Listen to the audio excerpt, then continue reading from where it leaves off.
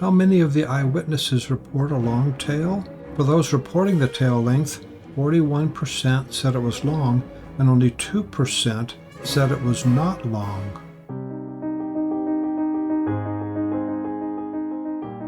The Cook County, Illinois dinosaur could be called by some persons a non-extinct pterodactyl, or a prehistoric flying creature, or a dragon pterodactyl. I'm Jonathan Whitcomb. I call it a modern pterosaur. I now quote the eyewitness. Quote, I was 17 in 1968. It was late spring, and I went outside my residence at Lansing, Illinois. As I started to my neighbor's house, I caught a glimpse of something in the eastern sky. I stopped, looked up, and there, just above the trees, about 100 feet past, was this pterosaur. I couldn't believe it. It fanned its bat-like wings moderately as it went by, and I didn't know what to do, so I yelled as loud as I could at it. It turned its head and opened its mouth, and when I saw the rows of big teeth, I shuddered and wondered if I'd have to get under a car or something. It traveled straight west as I watched it disappear over the horizon." Unquote. I asked him if he recalled whether or not it had a long tail, and he answered in his second email, telling me it had a, quote, spade-ending tail, unquote. In his third email, he said, quote, it had a long tail with a spade-looking end. It had long, finger-like claws at the middle joint of the wings. Now for pterodactyl or flying dinosaur sightings while driving.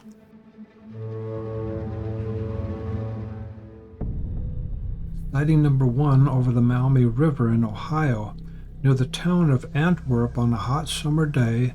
Quote, it was huge, 10 feet from head to end of tail, unquote. The man was driving on the bridge when the flying creature nearly collided with his car. Susan Wooten was driving in rural South Carolina when a huge creature flew in front of her car. It was as big as any car and had no feathers. Susan estimated the wingspan 12 to 15 feet. A family was driving from Muskegon, Michigan to Fremont one evening. When they first saw the flying creature, it did not look very unusual, but it soon became clear. A spike came out the back of its head, and it had a long tail with a diamond shape at the tail's end. In Kansas, a lady had been driving between Rush Center and Larned. Quote, I immediately thought of a prehistoric bird when I saw it had a wingspan of 16 to 20 feet, unquote. Another prehistoric bird in Kansas. Quote, my wife and I were leaving the small town of Hudson driving. Something huge took to the air from the top of the tree row. I am familiar with owls, etc., and this thing dwarfed them. I said, what the hell is that? My wife said, did you see it too? It looked like a dragon, unquote. Now we get back to Ohio. In Mount Vernon, a minister was driving to a preaching assignment. He slowed down when he saw something in the sky. The flying creature had bat-like wings with no sign of feathers. It had a long, featherless tail with a diamond-shaped point at the end of that tail.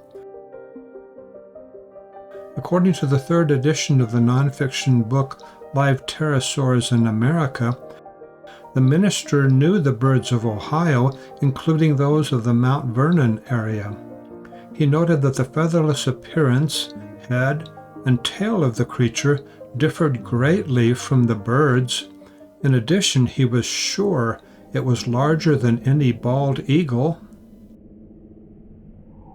So those two flying creatures? Yeah, it was July of 2018. Oh, great. I just got done going to Walmart and I was shopping.